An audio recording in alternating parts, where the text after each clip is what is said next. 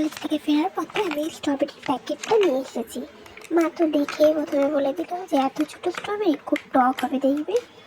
দিয়ে আমি ওই জন্য প্যাকেটটা খুলে প্রথমে একটা নিজে একটা বেছে ভালো দেখে বেছে একটা খেয়ে দেখলাম যে এত কি সত্যি মার কথাটা ঠিক। দিয়ে দেখলাম না খুবই টক। আমার কথা শুনে তো মাও হাসছে পাশ থেকে। তারপর ভাবলাম যে এতগুলো স্ট্রবেরি তো আর ফেলে দেওয়া যায় না, চলো একটু মাখা করা যায়। তো ওই জন্য প্রথমবারে স্ট্রবেরিগুলোকে নিয়ে ভালো করে জল দিয়ে ধুয়ে নিলাম। ধুয়ে নেওয়ার পরে আমি এগুলোকে টুকরো টুকরো করে কেটে নিয়েছি। কেটে নেওয়ার পরে এতে কিছু মশলা অ্যাড করবো, যেমন প্রথমে কাঁচা লঙ্কা, তারপরে একটুখানি বিট নুন আর একটুখানি কাসুন্দি দিয়েছিলাম। তারপরে এটার মধ্যে একটু চিনি দিয়েছি। চিনি দেওয়ার পরে গোটা ব্যাপারটাকে একটু মিক্সড করেছি।